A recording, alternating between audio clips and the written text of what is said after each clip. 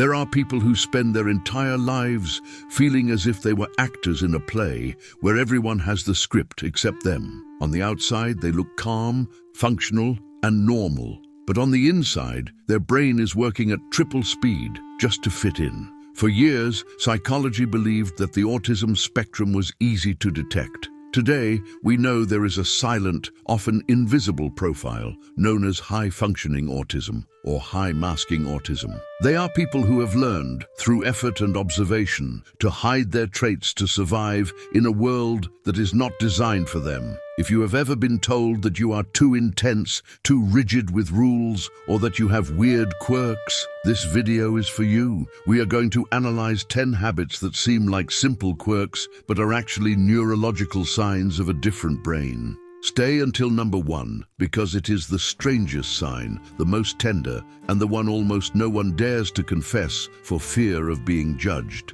Let's start with number 10, the fake eye contact. We have been taught that making eye contact is a sign of respect and attention, but for a neurodivergent brain, direct and sustained eye contact is not natural. It is intense, invasive, and often overwhelming. Neuroscience has discovered that in the autistic brain, looking into someone's eyes activates the amygdala, which is the threat detection center. Because of this, holding a gaze doesn't feel like a connection, but rather like a confrontation. So, what do you do to appear normal? You develop a brilliant and unconscious trick. You look at the person, but not into their eyes. You focus your sight on their brow, their mouth, or your favorite, their nose. Or you apply the blurring technique. You look in the direction of their face, but let your gaze drift as if looking right through them. You do this because if you stare directly into their eyes, your brain receives so much emotional information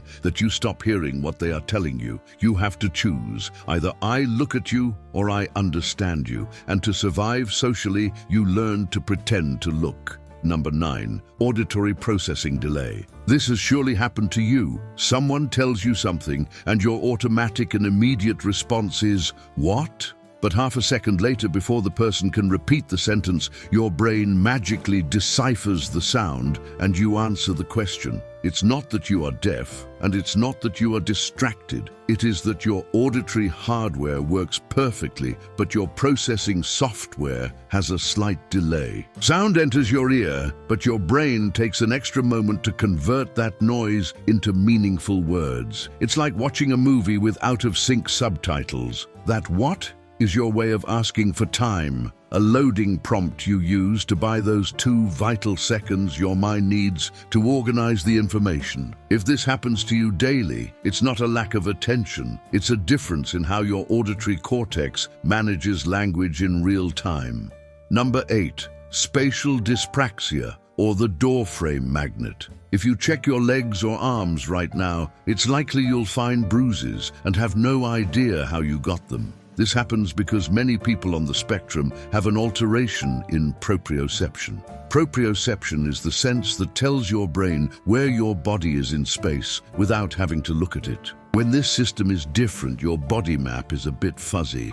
That's why, when you walk around your house, you miscalculate distances. You think you passed far from the door, but your shoulder bumps into the frame. You hit yourself on the corner of the table that has been in the same spot for years. Things fall out of your hands as if they were coated in soap. People often call it being clumsy or distracted, but in psychology, it has a name: dyspraxia. Your brain is so focused on your internal thoughts that the management of your limbs takes a back seat, and you end up colliding with the physical world constantly.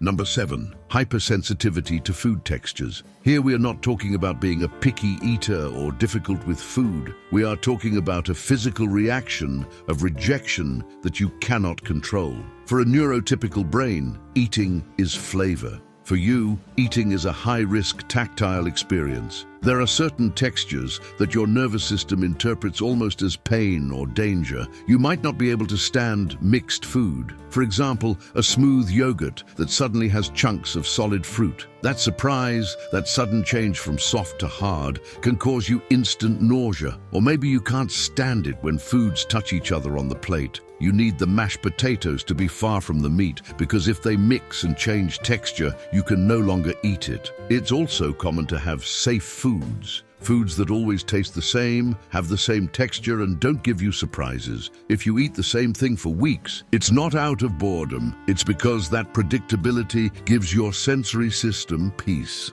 Number 6, toe walking. This is one of the oldest and most primitive traits. Perhaps you did it as a child, but it is very likely that without realizing it, you still do it as an adult when you are barefoot at home. Walking by, supporting only the front part of your foot without your heel touching the ground, is known as toe walking, and it has two fascinating explanations. The first is sensory. Your heel is a high-impact zone. By avoiding striking it against the floor, you reduce the vibration that travels up your leg, which helps you if you are hypersensitive. The second is vestibular. Walking like this tenses your calf muscles, which sends a deep pressure signal to your brain that helps you feel more grounded and regulated. If you catch yourself running up the stairs on your tiptoes or stealthily walking down your hallway as if you were a dinosaur, it is not just a habit, it is your body seeking regulation through movement.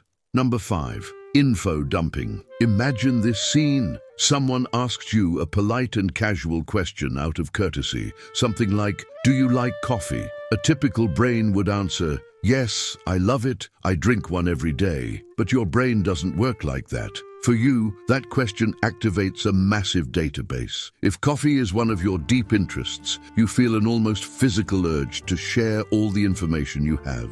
And then, unintentionally, you give a 15-minute lecture on the origin of the bean, the exact water temperature, the difference between medium and dark roast, and the history of Italian coffee makers. You get excited, you speak fast, you raise your volume, and you don't realize that the other person is already lost. This is called info dumping. For people on the spectrum, sharing facts is not about showing off intelligence. It is a love language. It is the way you try to connect. I give you this fact because it is valuable to me, and I want to share something valuable with you. The problem is that the world often interprets it as arrogance, when in reality it is pure, overflowing passion. Number 4, rigid sense of justice. This has brought you problems since school. You have an internal radar for rules and justice that you cannot turn off. If you see someone cutting in line at the supermarket, if you see someone littering on the street, or if someone lies about something small, you feel a disproportionate anger that burns in your chest. It doesn't matter if it doesn't affect you directly. What hurts you is that it's not right. The autistic brain tends to systematize the world into logical patterns. When someone breaks a social or ethical rule, it is as if they broke the system. You struggle to understand the gray areas or white lies. The truth is the truth. This makes you an extremely loyal and honest person, but it also makes you suffer a lot because the real world is chaotic and unjust, and your brain constantly fights to try and fix it. Number 3, echolalia, or the mental DJ. Do you have movie quotes, funny noises, song snippets, or specific words that you repeat on a loop inside your head or in a low voice? Sometimes someone says an interesting word, and you repeat it by whispering it immediately after, or you spend 3 days mentally repeating a line from a meme that made you laugh. This is called echolalia. It is not an obsession, it is a form of self-stimulation. Your brain likes the sonic texture of those words. Repeating them brings you pleasure, calms you, or helps you concentrate. It's like having an internal DJ that plays the same audio snippet over and over again, because it makes it feel good. If you've ever laughed to yourself, just remembering a sound, or make noises with your mouth, like clicking or whistling, when you're concentrating, you are using sound to regulate your nervous system. Number 2, atypical proprioception when sitting. If I ask you to sit in a chair like a normal person with both feet flat on the floor and your back straight, how long can you last before feeling uncomfortable? Probably very little. Neurodivergent people rarely sit properly. You need to lift one leg, sit on your own feet, sit cross-legged, or do what I call T-Rex hands, keeping your wrists bent and tucked against your chest when you are lying down or relaxed. This is not bad posture. It is your body looking for containment. Sitting in strange ways compresses your joints and muscles, which sends your brain a signal of safety and steadiness. Sitting with your feet hanging or loose makes you feel floating or disconnected. You need that extra pressure to feel comfortable inside your own skin. Number 1. Hyper-empathy with inanimate objects. We arrive at the most curious point, and the one that is most often hidden out of shame. Have you ever felt sorry for an object? For example, you go to the supermarket to buy apples. You see one that is bruised, ugly, and alone in a corner, and you feel a real sadness for it. You feel that if you don't take it, no one will want it and it will feel sad. So you buy it just to save it, or you find it hard to throw away an old shoebox because it served you well, and you feel that throwing it in the trash is betraying it, or you apologize if you bump into a table, or you have stuffed animals that you organize in a certain way so that none of them feels excluded or covers the one behind it. This is called personification or anthropomorphism, and it is a classic sign of hyper-empathy in autism. Your capacity to feel is so great that it overflows and reaches things that are not alive. It's not that you are crazy or that you believe the apple speaks. It is that your brain sets no limits on compassion. It's a beautiful, although sometimes painful quality that shows that far from the myth that autistic people have no empathy, they often have so much that it hurts, even for what is not alive. If while listening to this you felt that it described your private life, breathe. There is nothing broken in you. Having these traits is not a manufacturing defect, it is a different operating system. For a long time, you tried hard to hide these things to seem normal, and that is exhausting. Recognizing that these habits have a name and a biological reason is the first step to stop fighting with yourself and start understanding yourself. Autism is not always seen, but it is always felt, and if you feel it, your experience is valid.